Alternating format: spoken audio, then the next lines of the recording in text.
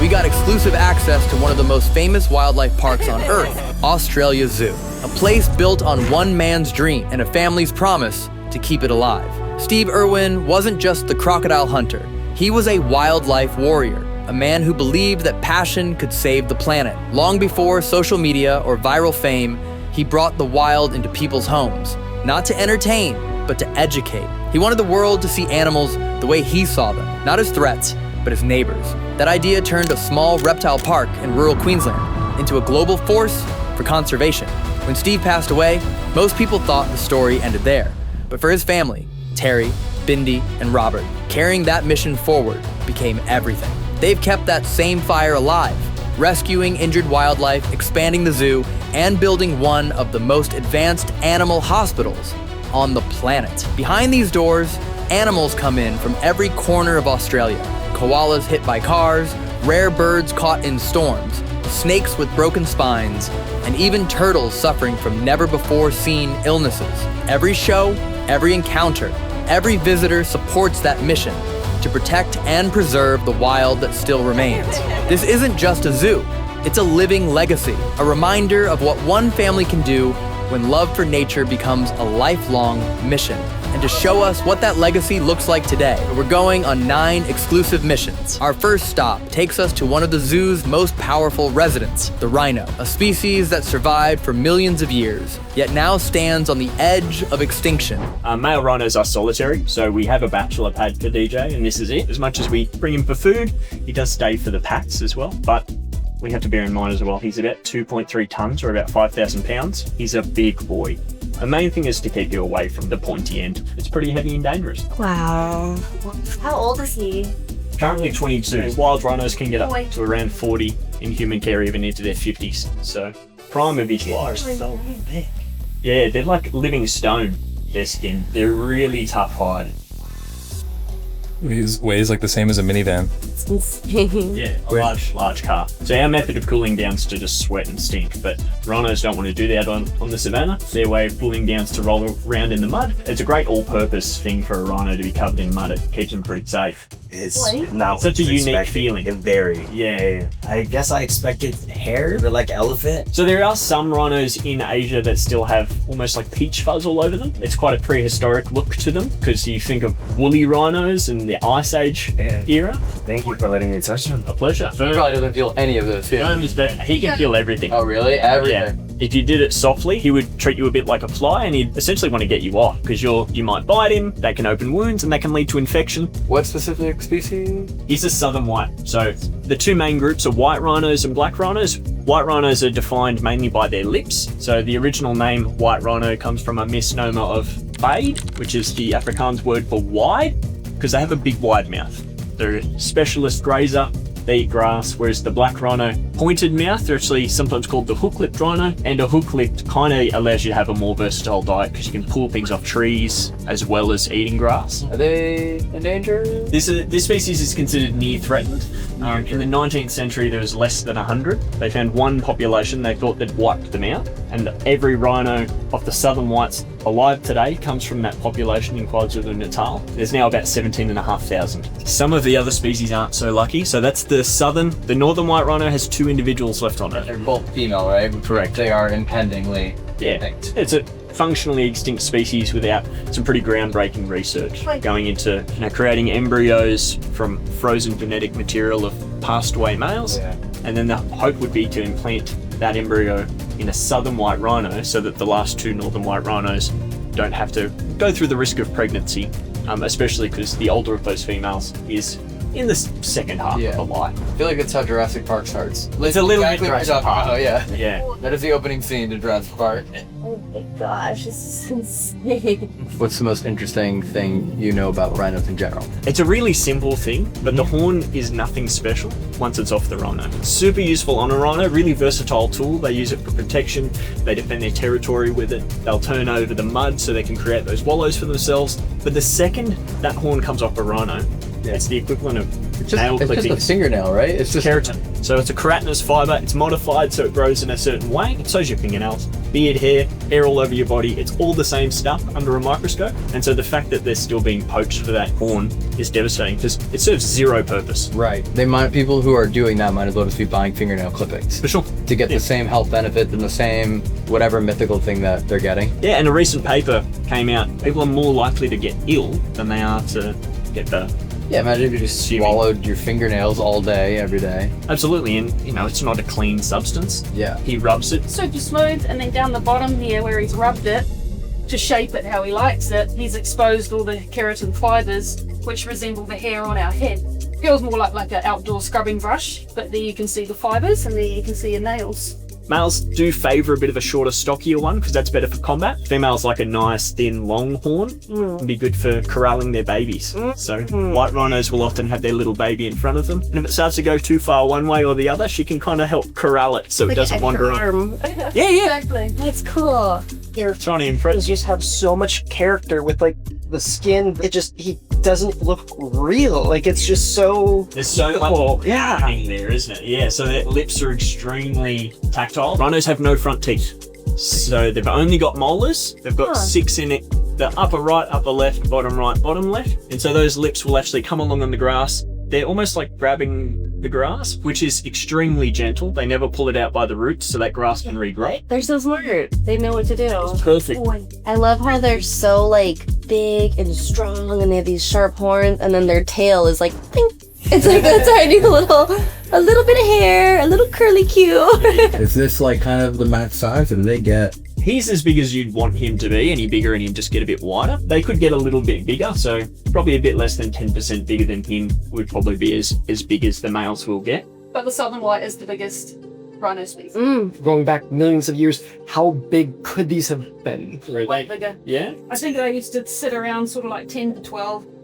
Like big. 10 to 12 tons? Yeah. Yeah, so about 6 times bigger than this, or Yeah. 4 to 5 times bigger. So that would fill up this entire... Yeah. This whole area would be rhino. Yeah. Oh my god, we are tiny. That's Humans are That's small. about twice as big as African elephants are today. And they can hit a decent speed at short distances, right? It's about 40 to 45 kilometers an hour, which is in the range of 25 miles an hour. That thing can run that fast. Yes. That's like a freight train. That's a video you should watch. Oh my goodness. Those are insane when you see them. An incredible ability to maneuver. They're an extremely agile animal for their size. Doing the bulk of them. What do they rely on? Is it mainly on hearing, smell? Hearing is a huge aspect. Okay. Ears, they move independently, but they move multi-directional.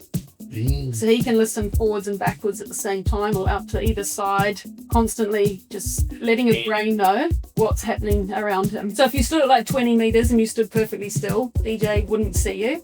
If you stood at that distance and started to wave your hands around and move, he would see movement. And then he would approach towards that movement. He'd be putting his ears forward, he'd have his head up so he can try and get a smell. Is there any main takeaway that you would want people like watching this video to have that obviously like can't come here and do this? Rhinos are a great ambassador for endangered species. It's the one that kind of comes to mind, but they're not alone. There's a lot of animals that are facing a lot of threats. So, being mindful of pet ownership and making sure that your animals are respecting the boundaries of where they live, and also yourself when you're in those spaces and giving those animals the space they require while in the wild. We are the biggest impact on every animal on Earth, and every single interaction matters. Thank you guys. Thank you so much for having me. so much. He's like, and I'm out. Out of curiosity, has anyone ever ridden one? I doubt it. You doubt it? Yeah, you wouldn't stay on. And I don't think anyone would be game enough. Ridden a bull. Yeah. I feel like that'd be easier. It was so hard to ride a bull, dude. my So hard. Didn't you get an injury? Yeah, tore my groin. And I don't know that you still have a groin. I'll bet people watching feel like they're here, like they're actually experiencing it and like seeing as much as possible, because that's the goal, right? Is just to let people see what it's like to be here, and if they can't travel here, what it's really like. And oh my god, I can't believe it. We're such a rhino. I love how he just talked about how their main goal here is to have people learn about animals and have a connection with animals so that you'll eventually want to stop buying wildlife products. I think that's really cool. They want you to love every single animal so much as you can. Is there like a Steve Irwin philosophy that everyone that has to work here has to learn? I think it's natural for everyone. Automatic? Everyone's so passionate here. It's what we're about, exactly how you described it. Like, as soon as you fall in love, like, you want to save what you love. And I think everyone here has that understood. Got it. It's infectious, the whole place. After facing one of the zoo's most dangerous animals, we head to something softer, the koalas. Yo, imagine you pull up on a date and that's how they greet you. Honestly, I feel like that seals the deal right there. If it was me, I'm marrying you for sure.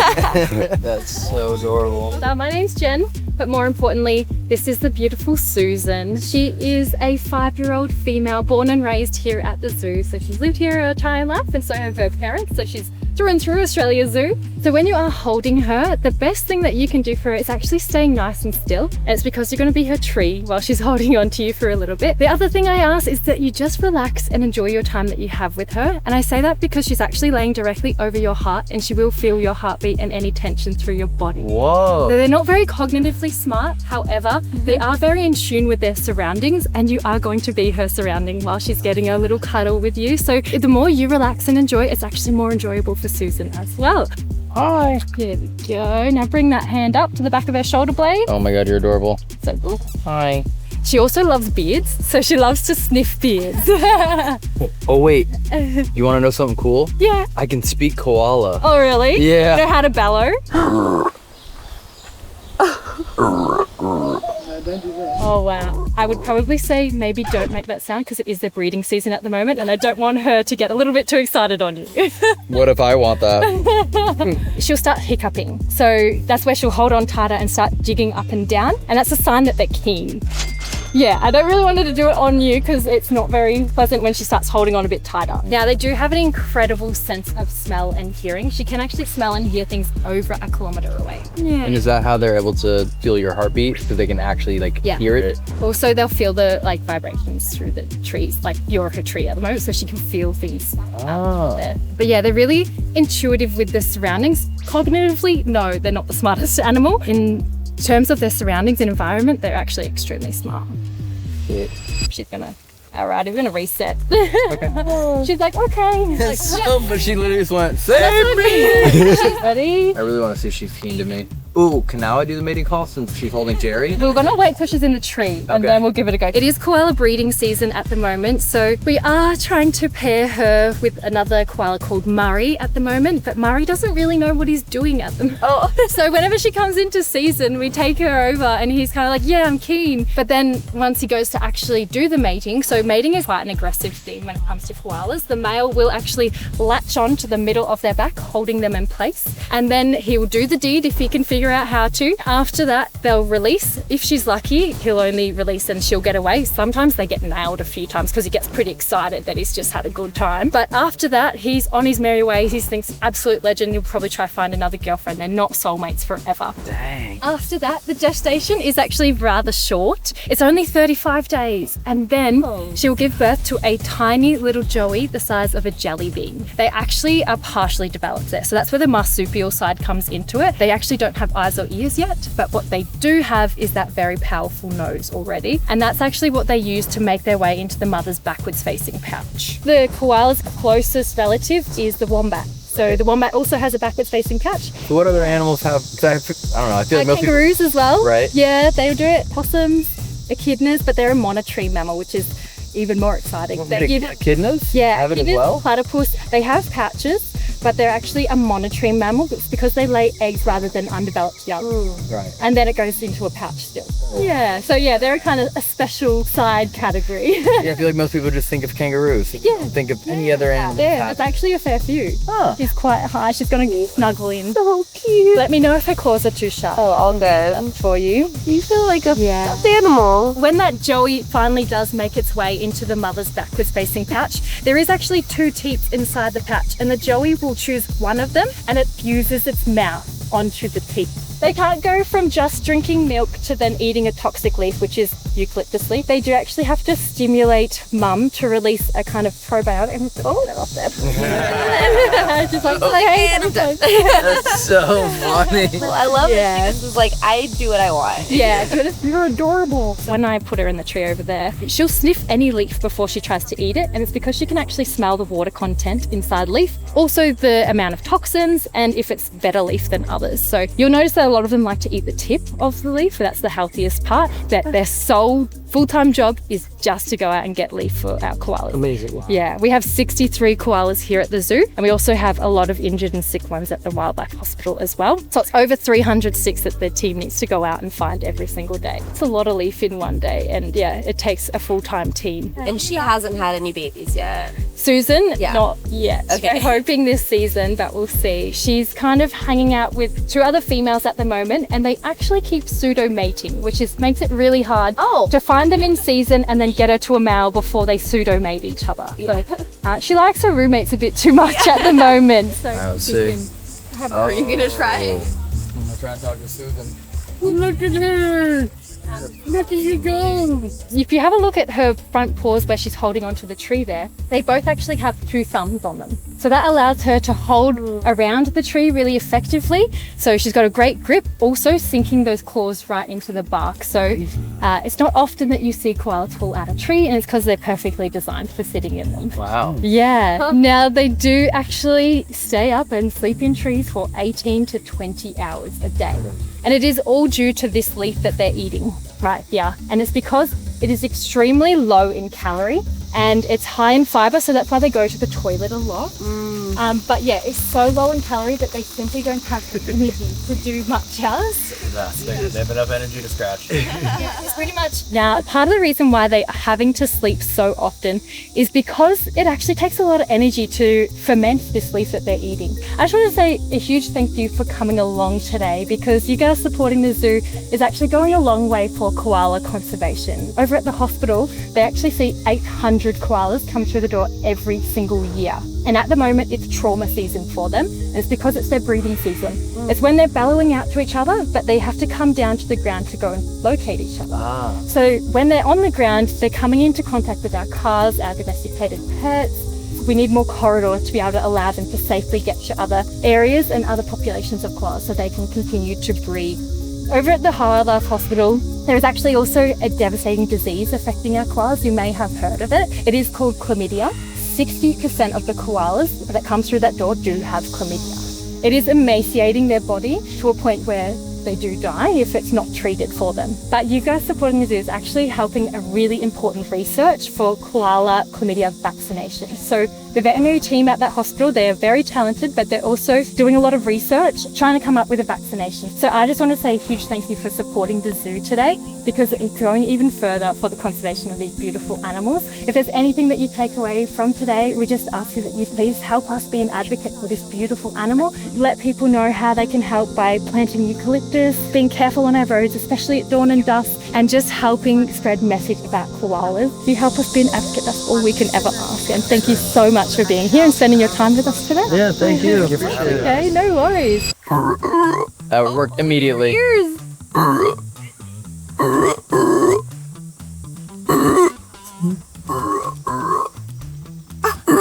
We might have solved the mating issue. Yeah, if this works, can you come with us? Because she's a really hard one to get in season. Really? Yeah. Elsa just works here now. She just winked at you. Nice. That's cute. If we had to pick a spirit animal for one of the 5 of us, who would the koala be? Let me think, hold on. Ooh, literally Jerry. They eats and poops and sleeps. Yeah. Can't find the hole. What an insane place. Right. After spending time with the koalas, it's time to meet their more energetic neighbors, the kangaroos. I just want to see the smiley little happy. Same. I've been wanting to see a quokka. Into the rock. Right there. You think they have crocodiles? Nice. You think whenever they get into a fight, they want to quack about it? I feel like Australia, hands down, has to have the best zoos in the world. Like, you just go in, you just pet them. You're just there, you just touch them. They're in the, like, you're in their habitat with them. That's what the whole zoo's about. We do encounters with most of the animals that we have. Because it's that thing when you touch them and you get to know them. It feels like you build your zoos in the natural habitat. Yeah. Versus, I feel like most American zoos are like in cities where everything is completely artificial. This is more similar to, right, where they would be normally. We have an incredible team that design all of the habitats, and they're all kind of themed to the area. So you'll see the difference in Africa, all the plants are all completely different, where this is kind of like the Australian sort of section of the zoo. And then our grounds team, we have just a mega grounds team because it's like over 110 acres. They do the best job to make it feel just like it's their home. Yeah, this feels more authentic and less of like an exhibit. Yeah. Want to get right off the stress that builds within me. They're just like a subspecies of kangaroo. What they called? Rock wallaby. Rock wallaby. Yeah. They're very timid. That's why they're not down hanging out with everyone. And they generally stay in all rocky areas. So you can often see them standing up, just like looking down at everyone. They keep their distance. They're super cute. Aww. Take me back to the jungle. Take me back to the jungle. Take me back to the jungle. You just hold your hand flat. That's how they walk. When they stand up on their back tail, that's how they can fight other koalas, other kangaroos. It's the tail on the... Yeah, they can push back, and that's how they use their front claws and get all... Imagine just having all four... Oh. Like a death dye to someone's face. Yeah, literally. This is not the position I expect them to be honest. I always thought they would always be on their legs the whole time, like this. Oh, standing. Standing, yeah. Like, they're completely forehand now. Hello, little Kanga. May I feed you? Oh, yes. Oh, you missed a piece. You got huge eyeballs. Just like you. Dude, look at the single claw. Wow. So funny. Doop, doop, doop, doop. You know, I was a massage therapist for 5 years. You want a light, medium, or hard pressure? Swedish? Medium right there, or deep tissue? Yeah, you're more of a deep tissue brew, aren't you? So all of our animals, they have their on-display habitats, but then at nighttime they have their off-display habitat. Oh. So our elephants, they have this, it's beautiful and it's huge, it's habitat where guests can see them, but then they have a corridor that's 2 kilometers long and they walk to their off-display habitats. They have trees that they get to push over, they have mounds of sand and dirt, and yeah, it's beautiful. If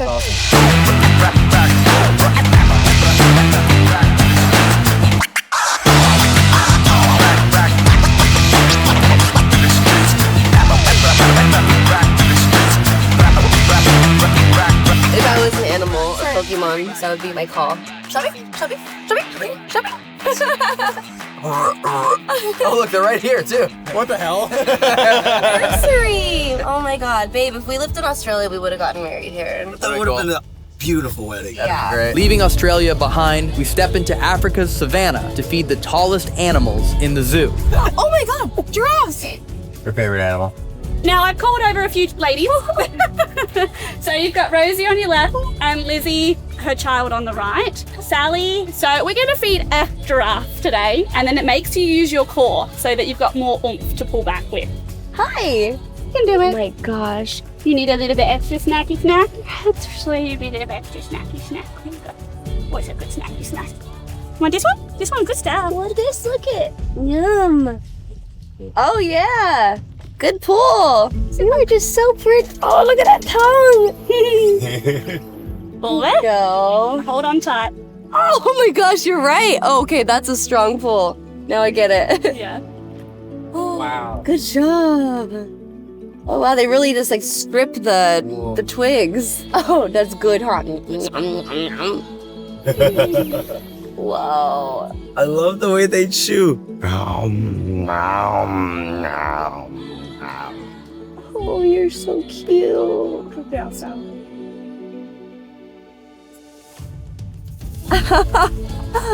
This is the best day of my life after marrying you.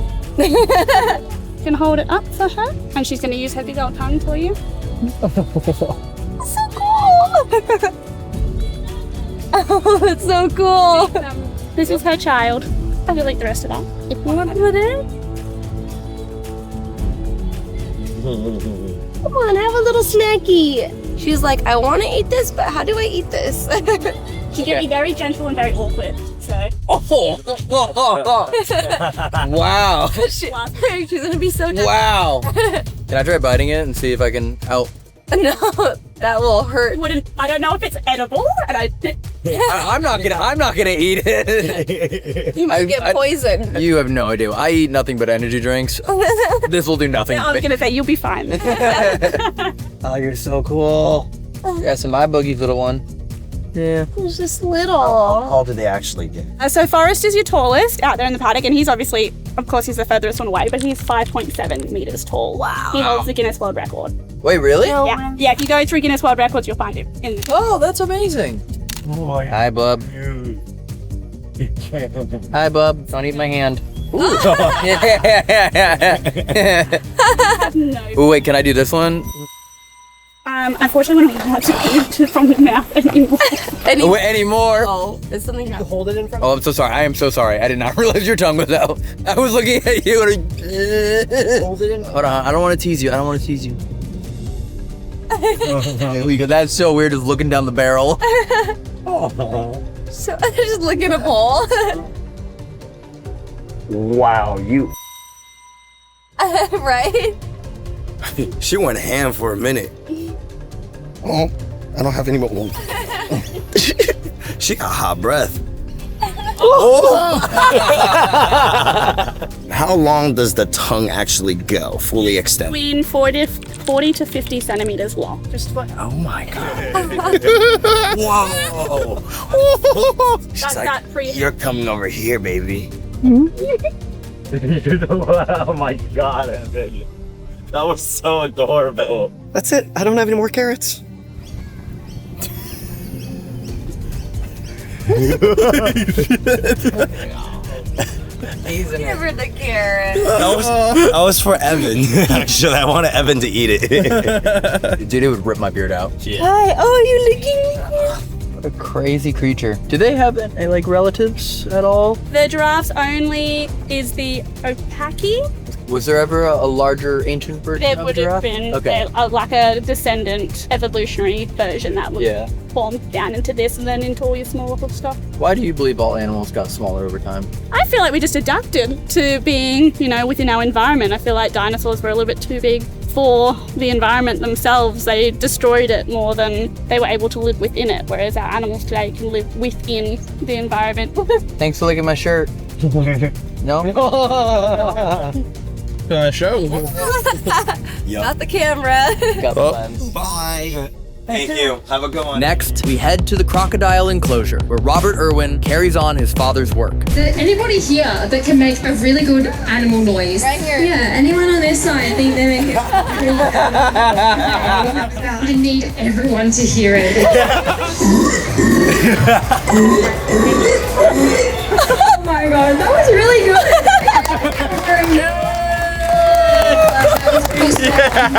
Okay. I'm dead. They really had him up there right now.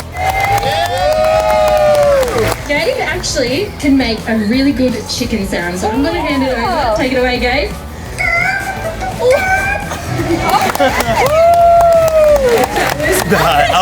Stop it. Gabe, you know what? Thank you so much for these two volunteers. Thank you. Thank you too. That was super fun. Thank you. We want to see some crocodiles get there today. Let's do it. Thank you for this. Today we're going to be feeding Akko, Oki, and Bosco. Three of my absolute favourites. They're just gorgeous. We ready for Bosco? Yeah!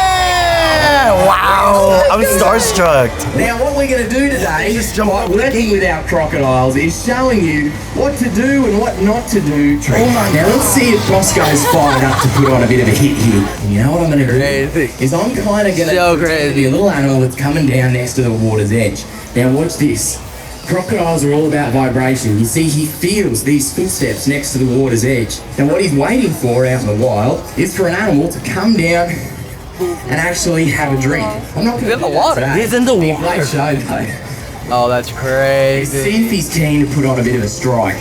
Now crocs can feel vibrations 4 times straighter in the water than on land. They say like father, like son, huh? Alright, so he's moving in here, he's getting keen, and he gets all the power of that strike. Dude, I love that he just like walked in, hopped the fence, and he's like, let's go. The success of No warm up, nothing, no stretching. Tail, and it enables them to propel through the water. And he's doing this all while narrating. Yeah. I can't even talk in rhymes. At all. Don't look at my legs, mate.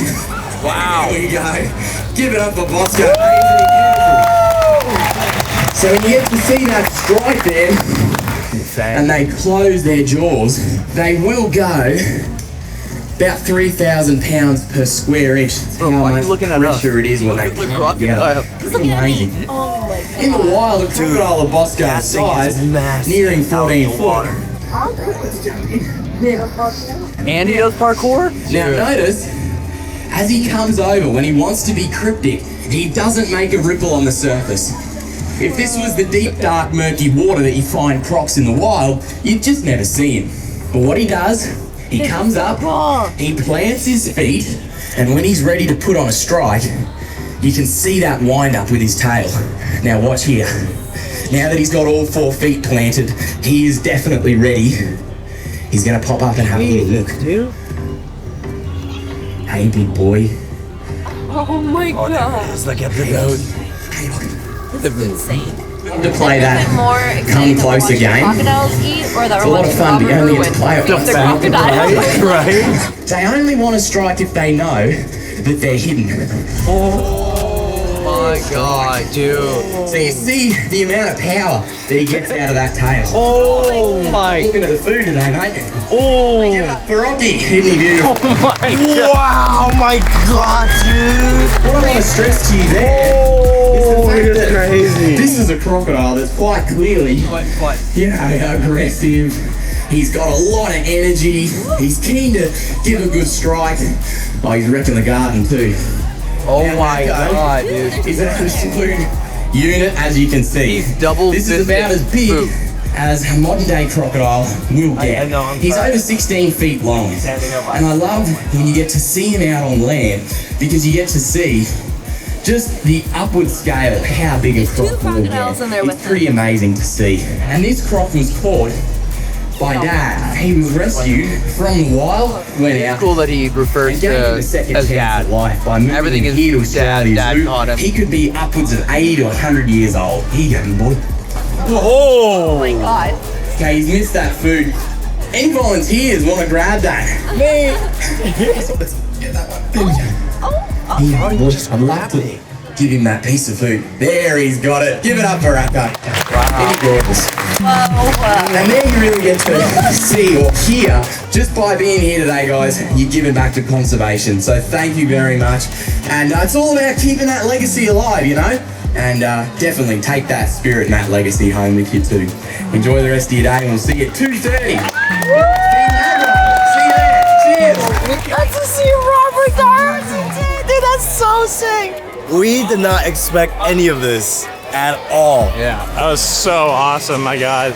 Weird, because I grew up watching Steve Irwin. Yeah. Like, you hear it, you see it. You feel totally it. hear that, like, it factor, and just the knowledge and the passion and the, like, smoothness of presentation, like, all in one. And the authenticity. Yeah. Everything he's saying, too. That's so funny. Amazing.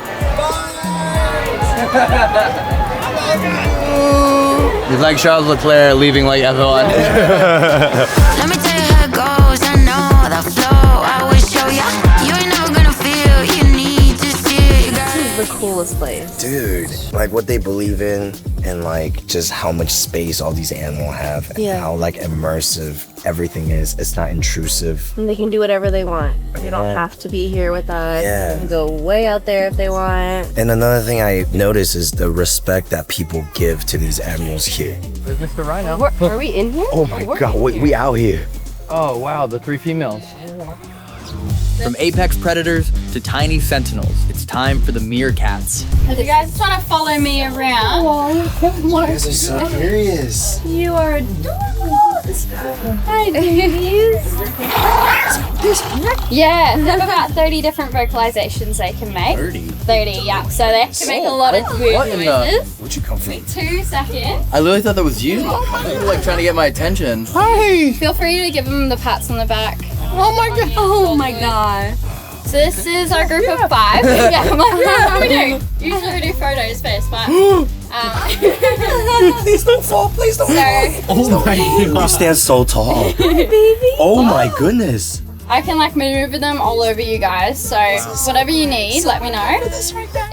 Someone grab this right now. This is the best day of my life. We have Phoebe, Monica, Joey, Fi, and Fee. Dude, the balance on them. They Yeah, got balance. they're really good. So that tail of theirs is like a third leg where Kind of like kangaroos, right? yeah, exactly. So it's got a lot of muscles in there to help them balance on those back 2 legs. They do stand on them quite a bit. That's so funny. How old are these? They're all 8 at the moment. Oh, yeah. Oh wow. You know, as a kid, when you would like balance a broomstick on your thumb? Yeah. That's what this feels like right now. I'm like, I don't want you to fall though. Oh my gosh, that is so cool. Yeah, it's literally what it feels like. Look Yeah. what you do. Wow. They're a lot of fun. Hi. So yeah, as I said, they're all 8, so they're all fully grown adults. 10 and 12 years out in the wild, and then mid-teens is pretty good and under human care. Hey. Whoa. Are you barking like a dog? Don't let them bully you. Yeah. That's Stand up just for yourself. Monica trying to assert her dominance over Fee, but she knows Fee's actually the boss. Usually it's a matriarchy, so mum's always going to be at the top, but having 5 sisters, the hierarchy is purely based on personality. So yeah, they're all a quite established group. They know who's boss. When they're born, is it like one at a time, or like sometimes it's like multiple, kind of like dogs and cats? They can have between 2 and 8 pups per litter. So imagine 8 little babies fitting into one of them. They're quite tiny when they're born. They're about 1 kilo each, so I think that's like 2.2 pounds. Don't fall. Don't fall. You're gonna do it. I feel it. I feel it. You better hold me then. Oh, don't you attack him. Don't you attack him. Adorable. Why do I have the mean one? She's actually at the bottom of the hierarchy, Monica here.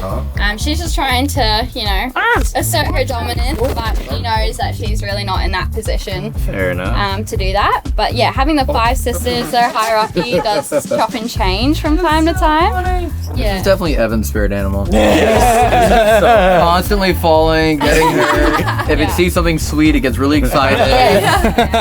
This is Evan, sure. The same posture. Yeah, literally. But it's a little bit too sweet for them. This is so cute. Oh, like my God. Oh my god. So what's their favorite? They're omnivores, so they love all of their meat products. So insects, that might be mealworms, cockroaches, crickets, fly pupae. That's all a part of their daily diet. Okay. We give them chicken mince just about every morning. Oh wow. Yeah. They eat everything. Yeah. What an interesting noise. Right? So what you're hearing mostly is just them chatting to each other. So just the little noises that they're making.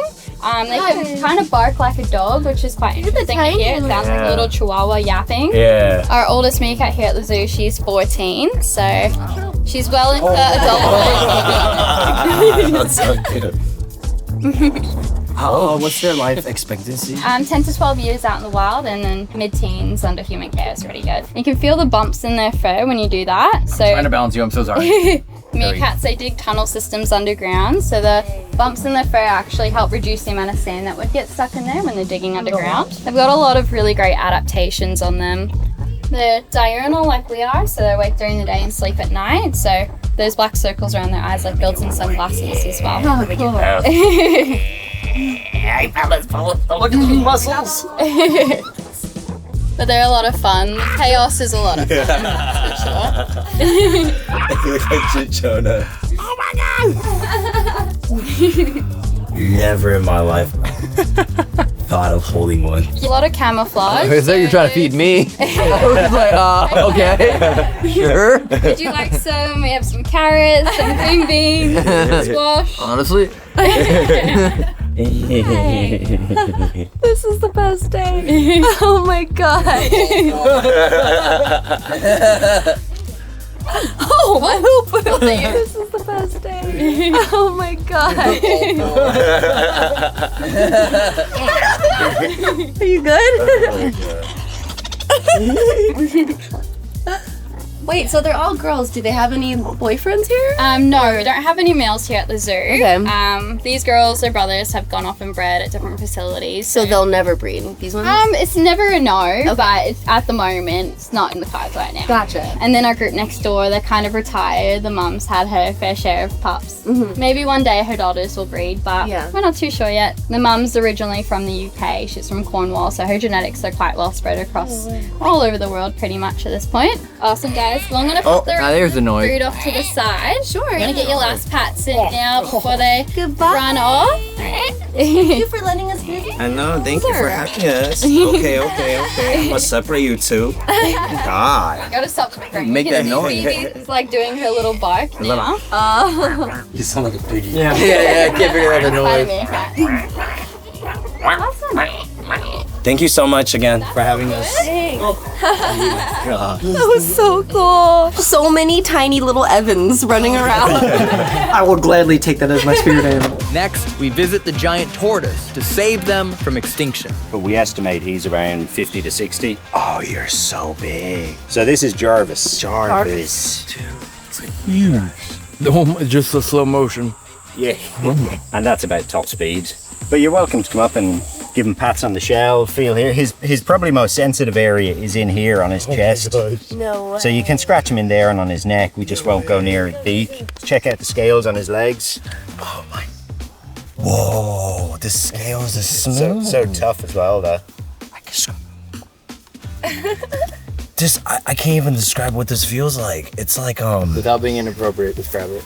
I reckon it's like the dry skin on your granny's elbow. But I never told my granddad. His interest in food only lasts so long, and then he's like, oh, there's all these other things I do. It's like, do I eat the camera? But while he's moving, you can follow him and keep patting him.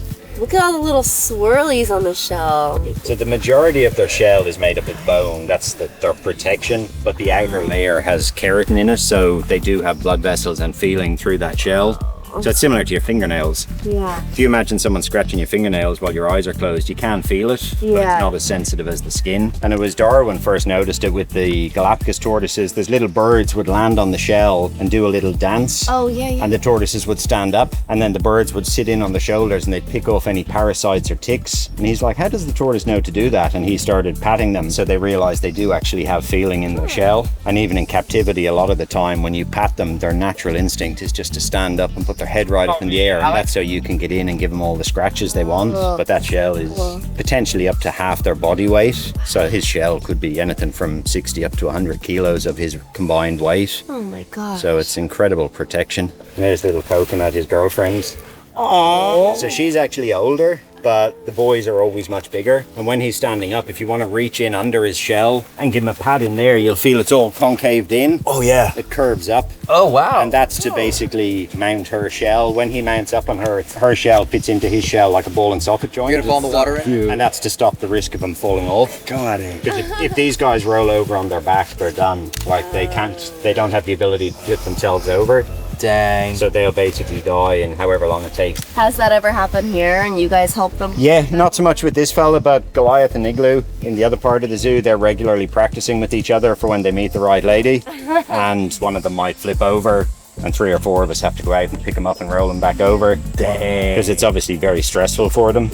Are their shells essentially like impenetrable? Like, can another animal? There's nothing where they come from that could possibly get through that. The only things that cause them problems out there are us. We've either poached them all for food in the early days when all the sailing ships were exploring the world, and then in more modern times the biggest drama we've caused for them has been the introduction of goats on the island, because goats go through and just eat all the vegetation up to about that height, so they're clearing all the food. Are tortoises the same like crocodiles, where as long as they are eating they're just consistently growing, or will they hit a size and just stop? No, they continue to grow, but as they get older the growth rate is so tiny, you wouldn't even notice it. So he's got a similar to the Komodo. You can see that circle there, that's his ear on either side. So they have, it's called a tympanum. It's basically like a vibration, sort of similar to how ours work, but a little bit less advanced. Their hearing is not as good as the Komodo's. This is so insane. And it's actually, after Hallie said it this morning, it's easy to see why I didn't think of them when you asked which animals do we work with that just get overlooked a lot. These guys, the most beautiful natured animals, and we go over Coconut, she is just gorgeous. They're so slow, everything. I think it's about 400 meters an hour is their recorded top speed. And this is a quarter mile an hour. Hilarious. This is him demonstrating it. You know, you move a lot more than I thought, though. Yeah, You know? likes people. He's a They're social all- tortoise. Like stimulated and excited by people being in here. Yeah. Because he's thinking about food. Yeah, he's like, he's thinking feed me, about. feed me. Feel the side. That way. Yeah. Well, his foot is up. If you can kind of put your hand under and feel how solid and strong his foot is. Like you're. I'm a tortoise whisperer. Yes. Whisper. You're not even whispering. But everything with these guys is slow. Their movement, their growth rate. When it comes to mating, they're only successful about 2% of the time. Really? Yeah. So 1 in 50 attempts. 2%? Yeah, and that's it. And how often are they trying? Constantly, pretty much. Every now and then what we'll do is bring 1 or 2 of the other tortoises down and put them in with Jarvis, because a lot of the time they need that kind of competition to spur on the testosterone, because he's like, oh, well, if I don't have to try, I'm not going to. Whereas if you put another boy in, then he's like, oh, man, it's on. I gotta show this girl. That's a competition. Yeah. Oh, Coconut. So her shell is really smooth and round, and that's to do with fitting into his shell when he mounts up on top of her. I see. Oh, really? Underneath her shell is completely flat because she doesn't need that concave shell. Because when he mounts up on top of her, he's at a pretty precarious angle, and all she'd have to do is take a step back and he'll just roll off. And out in the wild, that's him done. With the shell, is that over time of him going over, or just naturally that's how? The females usually have a smoother, rounder shell for that reason. Okay. Yeah. Hers is a little bit smoother on the back section where his shell would be constantly rubbing. Oh, you like? But yeah, with most tortoise species, the female shell is usually always smooth and round. Are we allowed to say hi to Coconut? Yes, absolutely. But yeah, give her lots of pats and cuddles because she's the end of the tortoise world. I've started to talk about Harriet earlier today. She was a Galapagos tortoise that used to live here. She was 175 when she passed away in 2006. Wow. She passed the same year as Steve did. Oh. She was collected by Darwin with 2 other tortoises and brought to the UK where they lived for about 100 years. And then, yeah, she came here in the 90s. She's been here for about 20-something years, estimated to be 175. She had the record at the time for being the oldest living tortoise, and she was very similar to Coconut. She was just such a sweetheart. Your massage technique? Oh, you're so cute. If you look at just here, it reminds you of like a brontosaurus. If you look just there. And knowing that they're not successful in the mating department, they're quite cunning. They'll often wait till the female is up against the fence or up against the rock having a rest, and then he'll sneak in from behind so she can't get out of the way, because he knows she's quicker than him as well. But what that means out in the wild, they estimate about 80 to 100,000 left, so there's a reasonable wild population. But what that means is if every living female on the planet this year successfully mated, 2% would be successful. And then out of that 2%, if you took all of those females that hatch, it's going to take another 60 to 80 years before they're ready to mate. And then only 2% of those are going to be successful. So even if you took the absolute best case scenario, you're still looking at 300 or 400 years before their population would flourish again. Wow. Which is insane. Anything from 5 to about 15 eggs. Okay. So she's been laying eggs for at least 20 years, but just never had any fertile ones. We put them in the incubator every time, and we cross our fingers every time. And we've started mixing up the tortoises and trying different things to spur on that competition. But as of yet, we still haven't had any success. And these are the longest living creatures on Earth, right? Or is there anything that lives longer? Yeah, some of the sea turtles, and I think there's a couple of whale or shark species that potentially live More than longer. 180 years? Yeah. Wow. Here we go. Well, here's your action. Come on, 2%. Let's make this one of them. Come on. Oh, you're a Mustang. Come on, you got it. Come on, buddy. Come on, 2%. Come on, buddy. What cheer you on? Look, see, there's other men in here. There's competition. If you don't do it, Jerry will. Okay, so get cracking, bud. She's leaving you. He's faster than you. You missed it. Does that count as an attempt? Nah, he'll get right up and he makes some pretty cool sounds and grunts and grunts. Oh, I've heard. So the males also have much bigger tails. You can see her cute little tail tucked up underneath, whereas the male's tail is much longer because that's where all his equipment is kept. So he keeps it all tucked inside because obviously you don't want to be dragging it around on all the gravel and the sand. But the male has to be able to kind of reach up and under with his gear, so that's why they've got much bigger tails. Come on, buddy, you got your chance. Got your head down. John, I think you'll lead him over this way. I hear you breathing. Come on, do the deed. If this works, we get to name your child. You think maybe he's just not able to get over here and do it successfully from like a self-esteem issue? Maybe he needs like a motivational speech or something to like hype him up? Hey man, look, I know you're old, you're breathing heavy, but here's what's gonna happen. See that same attitude you got towards me? You need to get up in that shell right now, and you need to give it everything you can. Your species depends on it. 2%? Let's go for 2.5. We're gonna make this together, okay? You're gonna untwine that little tail of yours, you're gonna whip out your junk, and you're gonna do what that shell is meant for. You're gonna connect. You're gonna perfectly shape not only your future and the future of your species, but the future of your masculinity, your family, your heritage, and your future children. You understand me? Yeah, you might be 70, but you got another 120 years left in you to make as many little babies as you can. You know how nice and smooth that shell feels, don't you? Well, I want you to go over to her real nice and smooth yourself. You're just gonna slide on in, and you're gonna make sure that she feels every little blood vessel in the back of that shell. Yeah, that's right. Stop and think about it. Yeah, you hear that?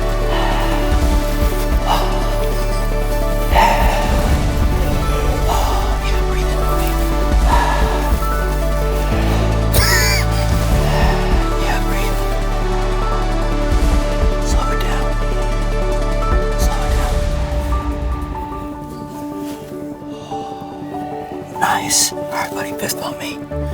Fist bump me. Boom. Perfect. You get it. You do a great job. It's ready. That was so much fun. Do you think it's gonna work? Dude, I got a fist bump it like on cue. Laying down low. You're gonna get an email next week, like, just made like 10 babies, first time in a decade. I get why Robert and Bindi do it. That's hilariously fun. Thank you so much.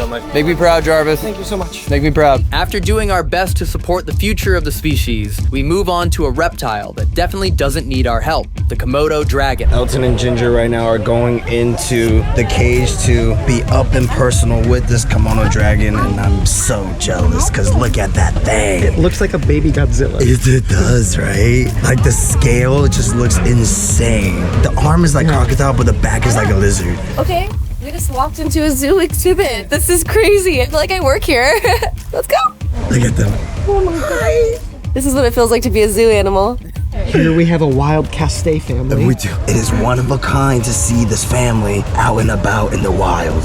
And you can basically crouch down just sort of here near her back leg. And when you're crouching down, just give her a few rubs on the belly like that, or feel on her tail. You can crouch right down beside her. She's really good. Oh, look at Ginger go. Oh my god, look at that belly rub. And when you're patting, you can be reasonably firm. You don't have to worry about hurting her. Like that. Oh, she loves it. Look at the eyes. The Komodo Dragon's just like, yep, another Sunday. Right? Feels like I'm getting exfoliated, like at the nail salon. Each one of those little scales on her back has a piece of bone embedded in the skin. No way. So it's basically like a suit of chainmail armor. So incredibly tough, really strong protection. I feel like half the animals we've seen here in Australia are just like puppy dogs. Dude, right? All their eyes go like... Pick her claws up, her toes up a bit, yeah. Oh, she loves that, dude. Close her eyes and everything. Her claws aren't particularly sharp. Look at those murder mittens. Dude. Oh, she loves the foot rub. Does she shed? She's constantly shedding bits, like even up on her back, you can see bits coming off on her belly yeah, there. I feel it. You can see the bits that are a bit less colorful than others. Cool. Yeah, some Did you just peel the skill? Yeah. Oh my. Imagine having that as a pet. I would. She was born in Los Angeles Zoo, hatched in Los Angeles Zoo. From we're both LA girlies here. But a lot of work was put into her all along the way to keep her really quiet. Like I said, hand raising, spending a lot of time with her. As far as we know, this is the only place in the world where you can just come in and meet a Komodo dragon. Wow. We do target training with our Komodos for feeding. If she doesn't see the target, she's not thinking about food. If I was to go and bring in her feed target, she would be a completely different lizard. We wouldn't be able to bring people in. But because there's no target here today, she's not thinking about food. And like I said, she's basically just a puppy dog with sharp teeth. Do you think their body is warm or cold? Warm when they're in the sun. Aren't they cold-blooded animals? So they're cold. They go in the sun to get warm, and they need the sunlight to warm up their blood. So they're cold. They're cold-blooded animals. Sounds cold to me. What would you say is the most interesting fact that most people don't know about Komodo dragons? Recently, research has shown that they are actually venomous. Everybody used to think they just had a lot of really nasty bacteria in their mouth, but more recent studies have shown that they do have a venom gland. It's not a very advanced venom, it's basically just an anticoagulant, so the animal they bite can't clot that wound, and then she'll track it till it finally keels over from the shock and the trauma of that bite. Wow. What did someone tell us about them being like the close relative to dinosaurs? They are related to dinosaurs. Their closest living relative is actually the lace monitor, which is found here in southeast Queensland. Okay. There's also fossilized remains of the megalania, which was the giant monitor lizards that used to be in Australia, and they used to get up to about 5 meters long. But when she was smaller, she used to climb up on the keepers and sit up on their shoulders. They'd just walk around her habitat and the lizard would be sitting up on their shoulders, just like you would with your cat at home. I feel like if you had a spirit animal, this could be you. Low key. Just literally sitting there vibing, just taking scratches, closing your eyes. Bro. Like, I would be. hi. Whoa. Right? That's so cool. Here we have the wild alpha male castay. You can tell he's the alpha male from the beard. The bigger the beard, the more alpha male he is. He feeds on caffeine. The more caffeine he gets, the more energized he gets. However, when he doesn't have his caffeine intake for the day, he curls up into a little babushka and gets very tired. Yeah. But also, he feeds off adrenaline. So the two things that keep him alive is adrenaline and caffeine. The thing he really despises is spicy food. But the best part about the alpha male castay is having the female counterpart. The female helps also bring him down to a more normal, mature level. Thanks, Ginger. Are they solitary animals? Pretty much, yeah. The females will tolerate multiple animals. You'll see they'll come together at breeding time. The males will be competing for females and territories. The males in particular spend most of the time apart. They're not big fans of other males. Very territorial and very protective of their feeds. They don't do a lot of biting, which is really lucky for them because their teeth are ridiculously sharp, but they'll do a lot of wrestling and it's all about dominance. Yeah. And the same with mating. The female is looking for that big dominant male to mate with so she gets good genetics. So for her size, if she was in the wild, what's the largest animal she could take down? Like, what with her strength and her speed? Well, because of how they work with their venom, they don't have to actually overpower the animal. So in theory, she could take down a 300 or 400 kilo buffalo. Wow. So all she'll do is she'll run out and she'll grab it on the leg, give it a really good bite. She'll probably pull out a chunk of meat for her troubles. The venom is designed to stop that wound from clotting. So that buffalo is going to run away just constantly bleeding. Komodo is quite a small island and there's not a lot of water. So any of the water holes that are there, all of the other animals tend to congregate in them for shelter and water. And then the buffalo goes in with an open wound. And that tends to be where the infection comes from, not from the bacteria in her mouth. So she'll basically follow that animal for as long as it takes. It could take days, it could take weeks. In her condition, she could go for 2 or 3 months and not eat and it wouldn't bother her in the slightest. What's their speed like? They just have that short explosive burst to catch that prey item, but they're not designed for prolonged chasing. You know, I have to say, I think my perspective on Komodo dragon has completely changed 180. I legit thought it was one of the most dangerous animals to be around. So like I've seen videos of them like attacking other animals and like once they get bit, it's game over. And they eat stuff alive. Yeah, dude, they swallow them, bro. Like they eat whole cows alive. Look at this one, it's a sweetheart. Super chill. This one's a cutie pants. Definitely the closest thing I've ever seen to like a T-Rex head. It looks like a velociraptor face. Imagine this mixed with a crocodile, with the spines of a crocodile. That's Godzilla. Imagine dragons. So radioactive. Oh, she's closing her eyes. Oh, that's actually... She's liking that. So all monitor lizards will use their tail as a weapon. If that was to hit you across your shins, it would open you up like a razor blade. That's to say nothing of just the power of the tail. Like you use it to hold the tail and pick it up. You can feel the muscle. That's a legitimate amount of weight. Yeah. It feels like it's like 30 pounds just right there alone.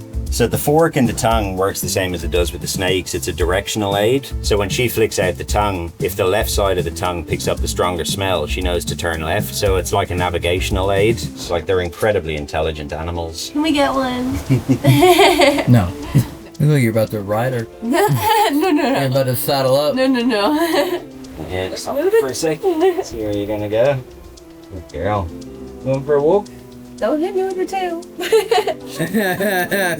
That looks just like our dog. It's so funny. Yeah. She's so cute. But she's still an incredibly dangerous animal, and if you were to get bitten, on the hand, you're never going to use your hand again. It's something where you get one chance. Same with the crocs, with the venomous snakes, any of those dangerous animals. It was a huge part of Steve's philosophy that if you get a chance to meet and touch that animal, you'll hopefully fall in love with it, and then you'll want to protect it. Bye. Thank you for letting us visit you. Nice to meet you both. Enjoy the rest of your day. Lovely to meet you. Appreciate it. Thanks, man. Take it easy. Finally, we've been granted rare access inside the Australia Zoo Wildlife Hospital, a facility few visitors ever get to see. This is our largest and closest to home conservation project that we have. So we've treated over 130,000 native animals, but the other projects include like our crocodile research trip. So we track 250 crocodiles up in the Steve Irwin Wildlife Reserve. Oh wow. And then there's other projects such as like tigers in Sumatra where we have anti-poaching teams that we support. The same with elephants, cheetahs, rhinos.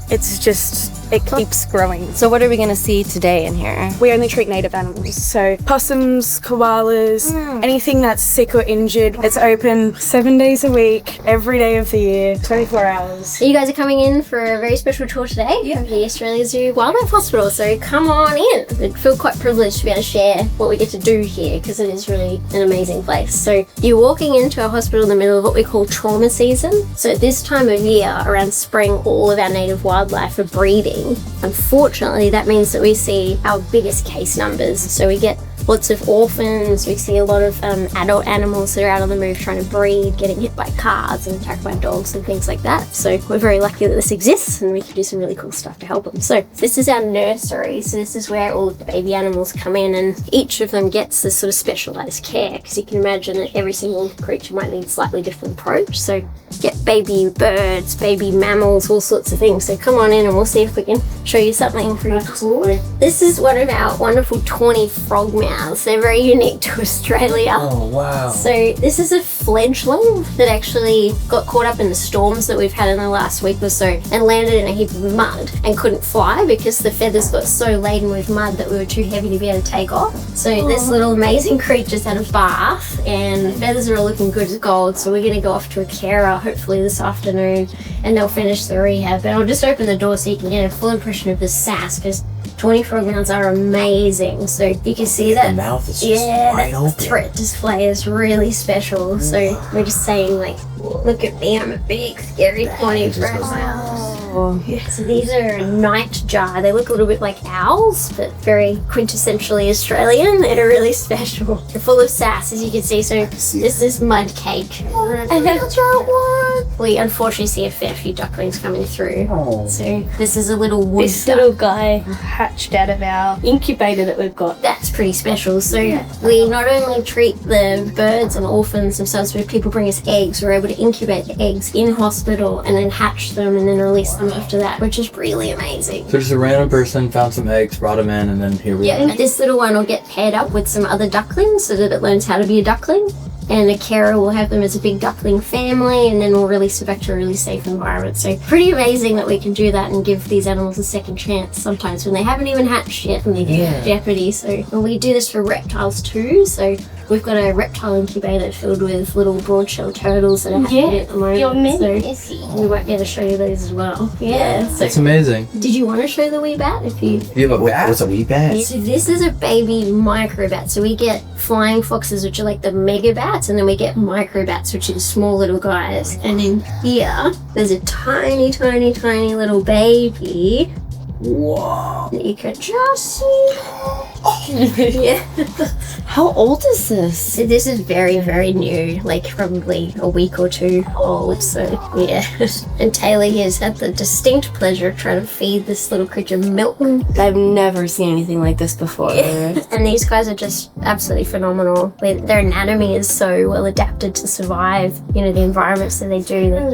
And how did this one end up here? This is breeding season, so yeah, the mums will get caught up and sometimes they get trapped in people's houses houses and they hit ceiling fans and things like that. Or What's the purpose of the bag? Is it for light? Is it for trapping heat? Is it keeping warm, Okay. and also like they actually feel a lot more contented if they're in this sort of bag environment. There's not heaps of stimuli at them. So it's one of the challenges that you retie that we face is trying to give the hospital care that we need to for all of this wildlife when they actually don't love us as much as we love them. We try and mimic as much as possible strictly the environment. Yeah, and so for these guys, that's a pouch. Got it. Yeah. Wow. Alrighty. Amazing what y'all do here. Oh, we're so lucky that this is here. Sometimes if you come in this room, I kid you not, every single vitario would be filled with a mammal that needs milk feeds around the clock. This is to give the nurses this really maternal experience, and it actually does improve the milk feeding because the joeys will pick up on the relaxation of the person feeding them. So yeah, it's really helpful. Yeah, it's kind of strange to have, but yeah. Is that just your break room? Oh, and there's a wee possum. Oh, it's a I don't want to stay in. bushtail? Ringtail. Ringtail. Yeah. Oh, look at you guys. So cute. Of all the, I guess, like baby animals that come in here, what percent end up like having to live in captivity and what percent go back into the wild? Where percentage-wise, I'd say it's more like 90% are going to the wild, and yeah, maybe even less than 10% are staying in care. So Awesome. yeah, so we're really, really lucky with the network we've got too, because the carers outside of here will help us facilitate that. So this is our sort of triage room. This is Dr. Alari and her amazing inspector. Nice to meet you. And they're actually working on a koala called Flynn 5 weeks ago after being hit by a car. Oh. And he's very, very lucky because unfortunately all he sustained is a fracture to his tibia and fibula.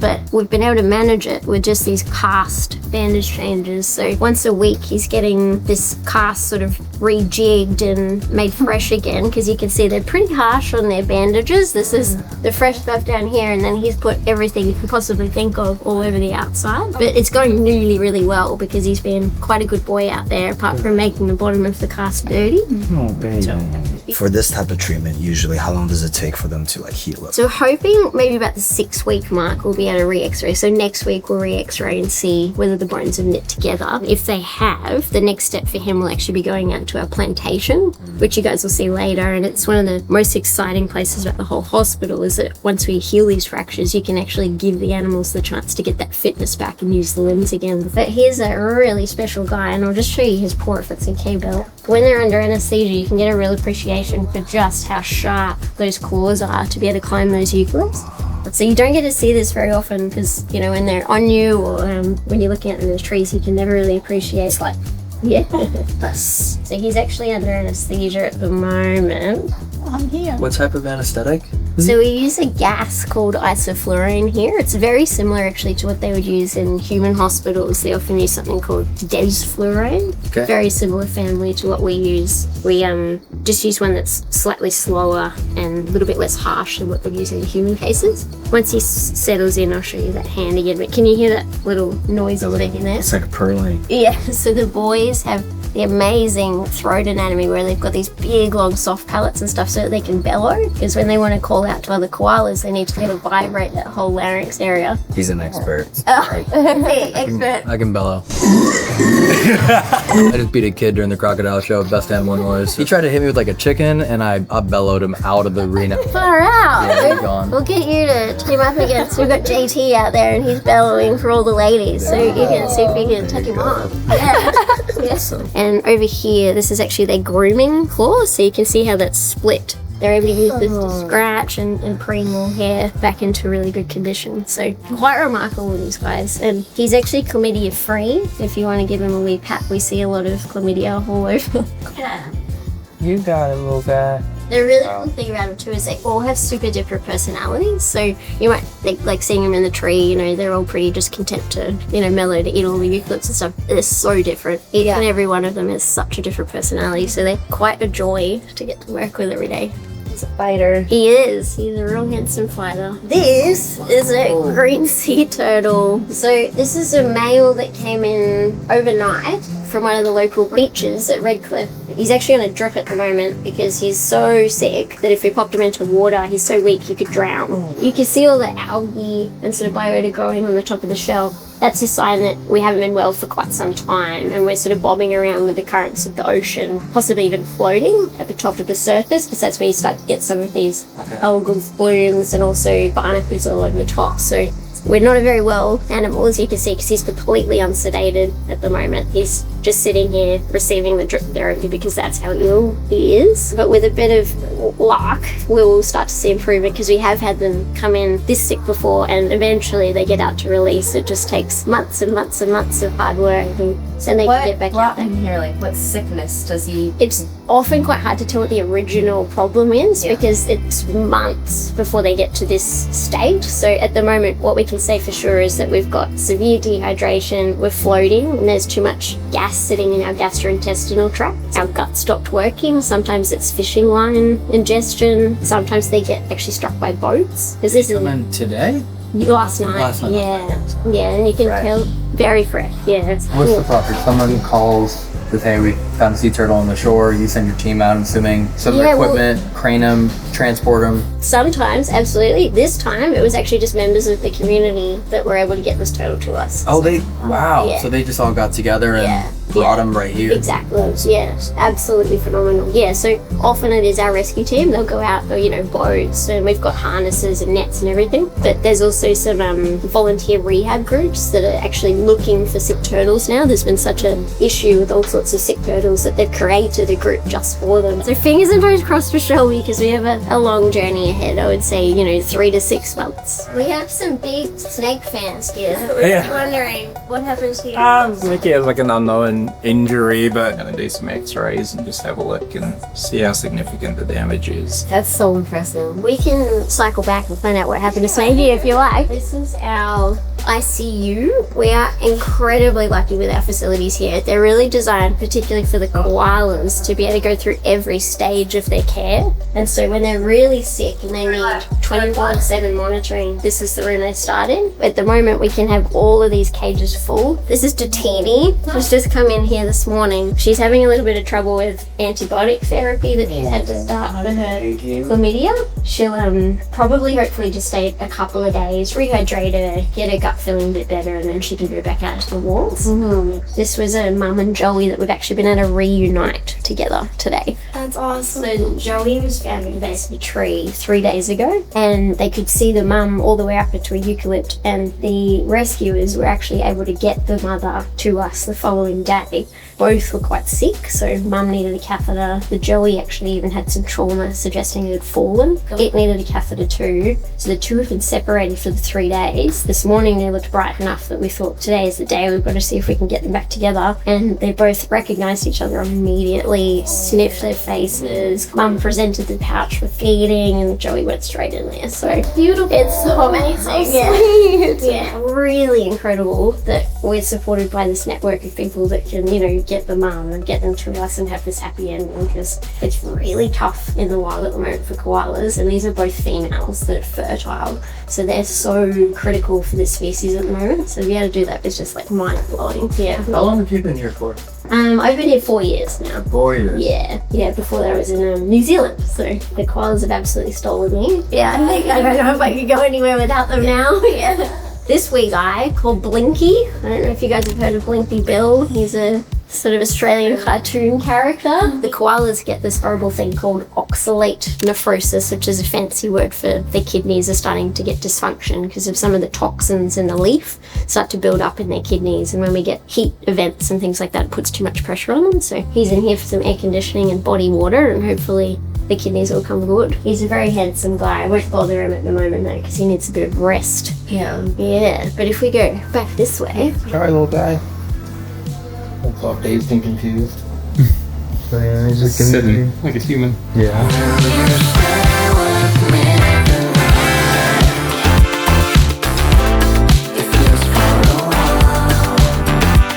They're about to x-ray a tree frog. Wait, it's actually so cute. Oh my gosh. And this one was brought in? Yeah. Oh my gosh. A lot of the time the cats will catch them and then just grab them and bring them inside, and they'll usually have some damage, but quite often they'll still be alive. And it's just whether it's damaged enough that we can still do something. Yeah. Do they like wear vests too for the x-rays like we do? How cute is that? Imagine a tiny little vest. That is the snake x-ray up, but it doesn't look like it's very happy news for the snakes. Yeah. That's the spine of the snake coming up here. And you can see that it's protruding right up out of the body. So it's really good that they brought this one in because they've been in a huge amount of pain. This is where we prepare all the food. We're treating everything from herbivores, carnivores, sea turtles, koalas. So this is a hub for milk preparation and all sorts of amazing diets. So very, very busy place.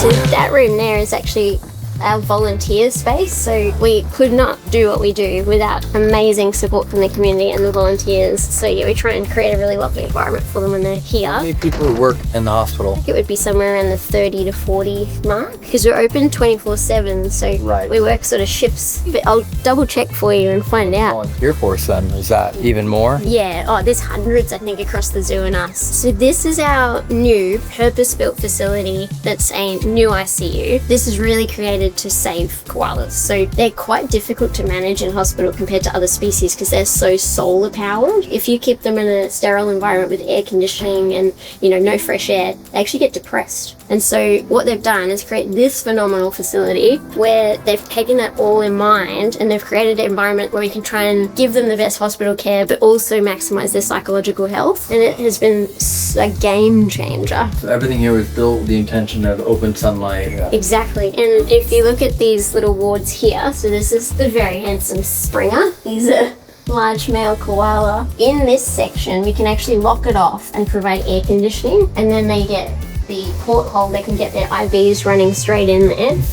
I thought the walleye just got super strange and just ripped the tree down. He's pretty buff, so maybe. They get fresh leaf every single day and they get their leaf rotated twice a day as well, which is really important for their appetite. When they're in ICU, they get 5 different species of leaf to make sure that they get enough variety and opportunity to fix their guts and keep eating as much as we possibly can. There's actually shutters on that side that move with the weather. So when it rains, they close off. If they've got bandages and stuff like that, they'll stay dry. When it's sunny, they open up so these guys can get max sun, which is phenomenal. As soon as we can, we move them out of the ICU from these wards because as soon as they get here, they feel so much better. This is Clavelli and Lane. So they've just moved out of the ICU into the ward just within the last couple of hours, and you can see that they're starting to explore this already. Clavelli, the mum, has actually had a full what we call exploratory laparotomy, so she had to have her whole abdomen opened after a hit by a car because her small intestine had started to rupture. And so that's been stitched back together, and we've been able to again reunite Mum and Bub. Bub had a laceration of the eye that was stitched as well, and so the two of them we've helped, and yeah, they're both looking so much better. And they're back together, and now they're in the Ritz. They've got the good environment now. Yeah. And Mum's actually pregnant too. So on her last scan, we can see that she's got a developing pouch young. Wait, that means she survived being hit by a car and surgery and still... Yep, and didn't lose the baby. Amazing. Wow. She is extraordinary. And miracle baby. Her personality is something really special. So she seems to know you're trying to help her. And if you move slowly and softly with her, she'll hold her arm out for you to check the IV. If we have to go and get Lane, she sort of sits back and says, okay, I know you're going to bring Lane the baby. She's exceptional. She's been, very, very special to work with. Aren't they amazing? I love them so much. In here is actually a hyperbaric oxygen chamber. This is something that they use to treat the bends in people. Or really severe head trauma. And so we've used this in koalas that have had really hard knocks to the head from being hit by cars and stuff like that. And we've seen tremendous results. Because when you have a really bad knock to the head, a lot of swelling and bleeding and stuff that occurs is where some of the damage occurs. Because your skull can't move. And so as your brain swells, it gets more pressure. Yeah, exactly. So this reduces that swelling, and it also delivers oxygen to all of those cells that are crying out for repair. And so it really speeds up all the other therapy that you're doing. So koalas that have been unable to climb, have been so, traumatized that they're not even really sort of aware of where they are. A few treatments in here, and then all of a sudden they can walk back up a tree. So yeah, it's amazing, this machine. Question, does this work on a human? Probably. I don't know if I can squeeze you in there. Yeah, we've not thought about it. There's a lot of divers in our team, and a lot of them have been looking at it like, if I ever get my head in there. Yeah. But it looks a bit squishy for me. I don't know if I would trust it. Is there anything else that you guys are like waiting to get? Like the next thing, the next machine to help? Oh, it's a really, really good question. Probably when we get to the sea turtles, that is the area that will be the spot that we need the help in, because it is ever growing. Yeah, in the 4 years I've been here, the sea turtle caseload has changed completely. We used to get just small 10 to 20 centimeter green sea turtles in. We'd maybe be lucky to get 1 or 2 a month. We've just had about 15 in the last week. So, and it's, all sizes. So it's, constantly changing, constantly in adaptation. So, so come on out. Let's see.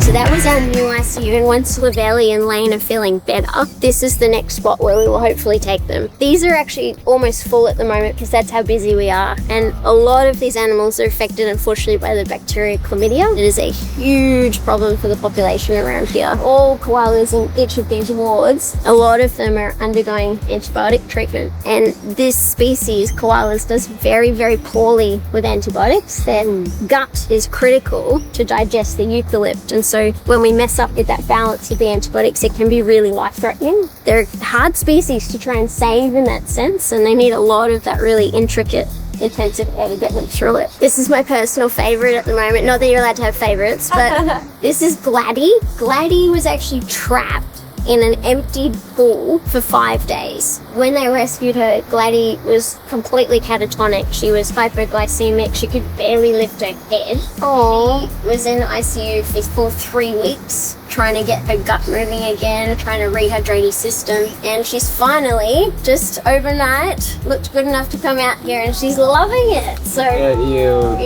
you finally got the sunshine. If she can stay out here, keep that gut moving, keep pelleting or defecating properly, then she could go for release in the next week or so, which is amazing. She's a phenomenal lady. And she's so sassy. I'm not even going to try and take you in there. Once they've healed their fraction and they need to move into plantation, that's what those big trees fenced off are there. We've got 3 plantations, each with slightly different leaf options depending on their palatability. Because we'll get a feel for, this koala likes blue gums or this koala likes grey gums. And so we'll choose the plantation based off that. And then we put trackers on them so we can figure out where they are, and the keepers every day will go out and make sure they've sighted each one. And then once they've been out there for a couple of months and proven that they're good to go, then they go to the wild. So it's a pretty amazing step because it means we know that they're fighting fit, ready to be in the wild. And they've really recovered. So phenomenal. Incredible system. Yeah. Real, I gotta Really say. every single step. Yeah, if we ever have orphans coming in, we do what we call koala kindy. So we batch them together so they can teach each other to be koalas. And then they also go out into the plantations to learn how to climb big trees and to sharpen their claws and to do all that sort of stuff. So, and now we're going to go out to the sea turtle. I did not think we'd be seeing sea turtles of all animals. When they first started the sea turtle facility, I don't think they even realised how critical Australia Zoo is going to become to sea turtle rehabilitation. The Australia Zoo Wildlife Hospital has become a total forefront in an emerging disease event for all the local community to bring us animals. So yeah, it's really just exploding. We are very, very lucky to be able to help them as much as we do. This is our sea turtle and sea snake facility. Wow, look at the... Wow. We've got a lot of big turtles in here at the moment. I don't know if you've ever come this close to a large turtle like this. But yeah, this is the big male sea turtle. You would have saw another one in the treatment area just before. I think we've had about 12 come in the last 7 days, which is a lot. They're nearly at capacity. But we've got a adult male green sea turtle just here. And you can see he's actually floating at the moment. So I've kept the water level quite low. What happens to them sometimes is that they get a lot of gas build up in their gastrointestinal tract. And that can happen for a number of reasons. Sometimes they'll eat fishing line. Also, they can get like impactions. In his instance, he's probably got a parasite burden that's lining the gastrointestinal tract, and it actually stops the guts from moving, and then the gas builds up. So then they float on the surface and they get all this algae and all these barnacles on them. They just get weak over time, and eventually they'll wash ashore, and then the rescue groups will bring them in. So unfortunately though, if you come up onto the deck and have a closer look at Lady Luck, she's not only dealing with fishing line and the fish hook ingestion, she's actually suffering from a disease called soft shell syndrome. It's a relatively new disease that we haven't really seen before until the last couple of years. Unfortunately, it's targeting these beautiful adults, the ones that take 25 to 30 years to reach maturity, and all because of a flood event that hit the region a couple of hours north of here. So about 2,500 square kilometres of sea ducks got wiped out, and that's their primary food source at this age. And it's one of the largest populations of green sea turtle in Australia.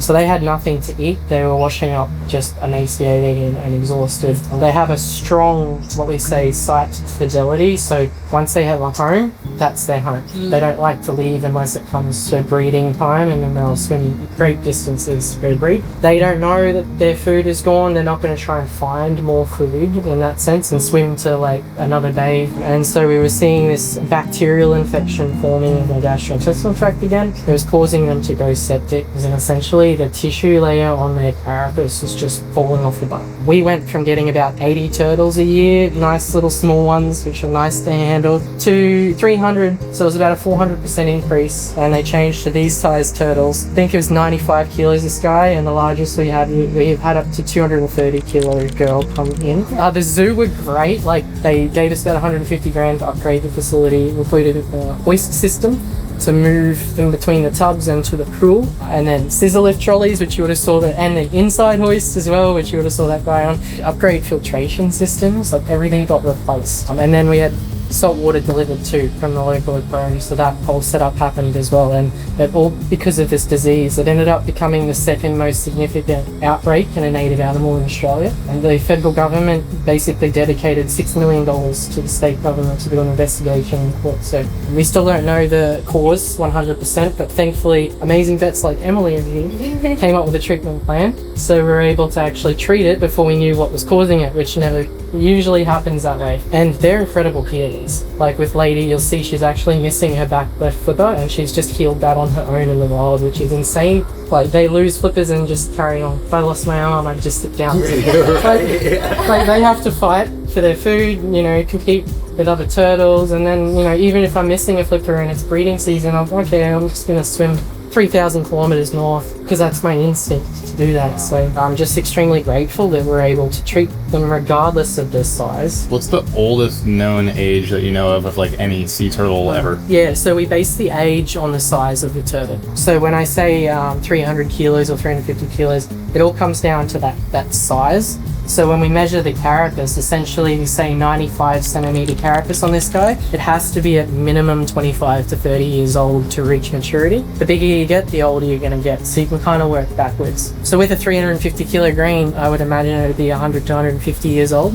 That 230 kilo girl that came in, we estimated she'd be pushing 90. And that's insane to me that you've got a 100-year-old sea turtle swimming around in the ocean, and they were swimming around when we were trying to blow each other up and landed on the moon and just or if you want to believe them. But yeah, reminding yourself of that sometimes and what you're working with, you know, it's like prehistoric, and they've remained largely unchanged through their evolution, so they've been around forever. They are incredible healers, you just need to give them time. It's amazing what they can bounce back from. You see their injuries and their illnesses and you're just like, if this was a mammal, if this was a bird, like it would have just died. But being a reptile, and just as prehistoric as these guys are, they're just like, they're built to survive. And what's really nice is that the green sea turtle population in Australia is actually trending upwards. They may not be endangered within the next couple of years, they may drop down to near threatened for the Australia population, but worldwide they are still an endangered species. So, and just for comparison, right, I'm talking about green sea turtles being the second biggest turtle species, and up to about 350 kilos, but the leatherbacks, they can get up to 1 ton. Oh, they can get up to the size of a small car. And we actually have them swim past the coast here, but none have ever like come into care, and I'm so thankful for that. Are there any animals, I guess, in the reptile area or the whole hospital that you guys keep track of afterwards, like once they're released? Yeah, so we've actually applied some satellite trackers with Department of Environment. Yeah, so at the moment there were 10 placed, and they've been tracked for at least nearly a year now. Oh wow! And do they ever end up having to come back? Are you guys not yet? I will admit, this is my like. I nearly every day I'll log in and check for the tracks. Yeah, if I'm feeling something's going like weird, I'll quickly log on and like, it's kind of like people do like Find My Friends. Yeah, right. Their friends are. Yeah. Where are my turtles? The little find your tracker thing, we've actually put that in some of the vets' pockets because they're really hard to find around. See how the scoops are just peeling away? Yeah. It's almost like they're losing fingernails on top of them. It's just peeling straight off, and underneath that little brown layer there is just bone. So very quickly this can become serious for these turtles, and it's an absolutely horrible disease. So, and affecting quite a large amount of her shell. So we don't really know exactly what's causing the damage, but they often are floating as well. So I'm not sure if they're sitting at the top of the water and then there is some impact from how much of their shell is exposed to the sun, and that's leading to some of the damage. But how long has this been, this disease? 2022. Okay. Wow, so it's very recent. And the reason I think we haven't seen this before is that the flooding ended up happening consecutively. So we had 3 years. It's very unusual weather pattern. With that flooding consecutively, like the seagrass just never stood a chance of being able to recover. So that to me is concerning. Like, this is a new disease, possibly caused maybe by a climate-related event. It's been 3 years since that event, the first flood event, and it's still only about 10-15% recovered. I'm just hoping we don't see anything like that again. I've got a bit of food for these little kids in the pool, so yeah. Oh my gosh, I just want to jump in. Yeah, the pool's looking slick. That looks amazing.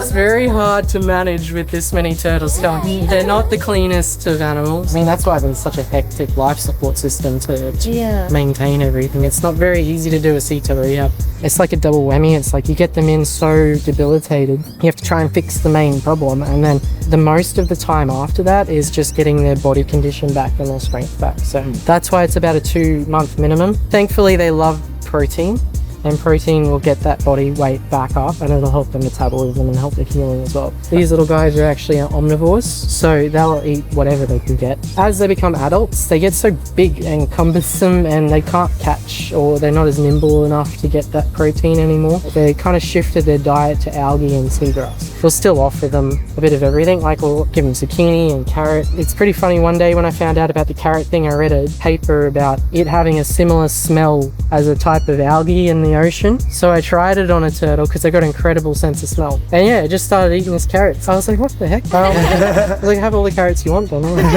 Like, get some fiber in there because you're just eating fish and squid. There's Arabelle down there with the A on her carapace. She actually just had surgery. Dr. Mike removed a fishing line and a fish hook from her. 6 days post-surgery. Yeah, I don't know if I'd be in a big pool after like that. That's essentially when you say an X-lapse, you're basically going into their body cavity to the organs and cutting through the gastrointestinal tract and pulling that out. That is just so impressive. It is incredible what you guys do. You know the anatomy of all these different animals. That's why I'm not a vet. They're just so able to treat it, like just in their head, just know what to give it. He is incredible, and we could not do it without him. Like, I just like putting praise on Emily because she loves the praise. You know, when we were coming over, I said when you talk to them, they are the most humble people. I was like, they won't say how incredible their work is, but it is. So when I talk about soft shell syndrome, it's a disease that hasn't been seen in the world before. Yeah. And we were the first facility to be able to treat it. And Hannah's really good at like going, wait a minute, this has implications for the entire world. That's like, especially if this was to pop up somewhere else in the world too. Like, it's quite unfortunate that it has happened, but it's created a lot of attention on these guys, which comes with funding and research. And for you to be able to go to the government and say, hey, this is a problem, get them to like acknowledge it and recognize, and let alone fund it, like that's a lot in the time span that it did. And that just goes to, of course, also like not only the vets being pushing this to the Wildlife Health Australia, but also the influence the zoo has as well at being on a government level. Like, this is really important. Thank you so much. This was so incredible to learn and see. I'm glad you got to see it and learn about it as well. So we love talking about turtles. Yeah. I will You say that keep to I it. like turtles. Yes, I like turtles. The same kid all grown up. Actually, that's it. Thanks so much. Eyes on the road, let go and just roll with it. Just roll with it. The best leaf. So you can see how luck and stunning that stuff looks. Ah. So should I get the tippy leaf? Hi, Bobby. Bye. Oh, you're still sitting like that. Hey, he looks like he's high on morphine. Just Joe is still feeling on our drip. It looks like we've almost finished our day. Baby. so what we just saw, that deep breath in, is a very positive sign. Yeah, that's a really positive sign. These guys actually had to use an ultrasound to see the vein and then use that to guide the catheter in. That's really funny because my dad's an ER physician and he would talk for like years about like practicing that exact skill because on like bigger people it's always so hard to get an IV in. So it's really cool. It's like I know how I've heard them talk about how like working for years on doing that in like human sample like human hospitals. That's super cool. that's so hard. This one's actually a different one, so Ah. it'll be a brand new patient. But is that the nightjar? Like Yeah, you're spot on. You're good at your birds. Darn it, Yeah. hire me. This is a toy done. What's wrong with this one? What? It's got a fracture. You want me to tell you? Oh, sorry. It looks like it was broken a while ago and it's kind of just healed. Just got brought in right now? Yeah, it just is healed and abnormal. Oh god. Because they found. Okay, so you're vet, right? No, nurse over here. Amazing nurse over there. How many years of schooling for you to be at this point? That's like 5 to 6 these days. In and addition to bachelor, right? So 9 years total? I've done a postgrad as well, so that Okay. was another 3. So yeah, it's like 8 to 9 years for most people. And then like how many species are you knowledgeable in? We And- try and- with a lot of them. Yeah, we try with as much as we can for all of the different creatures that come in, and yeah, we give them the best shot we can and adapt that knowledge based off sort of basic first principles. Yeah. Yeah, apply it to each of them. So incredible. Yeah. Our job is amazing though, isn't it? Yeah. Like every day you don't know what you're going to walk into, and at this time of year we're getting about 60 to 70 new patients coming in every day. 60 to 70. Yeah, that's why every time you see Mike and Lynn, they've got a new creature out because that's the pace they're working at. Is they're just Or helping 2 new or 3 at a creatures. time sometimes. Yeah, Because you're a new species every single Exactly, you have a snake, a frog, a bird, a turtle. Just you have to know what to do. So, Bravo, you are. Yeah, well, y'all are so incredible. Thank you, Ryan. It's nice to meet you guys. How was the project, Fred? Yeah, good. Yeah, frogs had want some me to- antibiotics. You want me to review it? Let me know. You send me over the paperwork. I'll double check it for you. Get him a uniform. Influenza away. Oh, Bye, Flynn. Can I say parting words to Flynn real quick? Oh my god.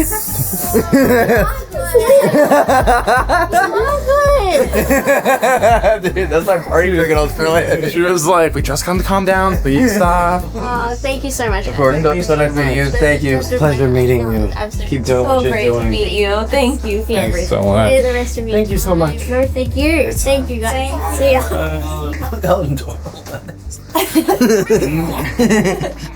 Thank you for having us. Have you ever really lived? You talk a big game, but it's just a matter of time. Have you ever really lived? That's really cool to say. I feel like that, honestly, I actually agree with you. I think that's Hospital is- so much more meaningful than Well, it not. just shows you why we do what we do. Right. And essentially, this drastically helps fund Absolutely. this. And then this also branches into numerous offices and Yeah, global. we've got conservation work there, conservation work here. It's just the people that we work with are so insanely talented And passionate.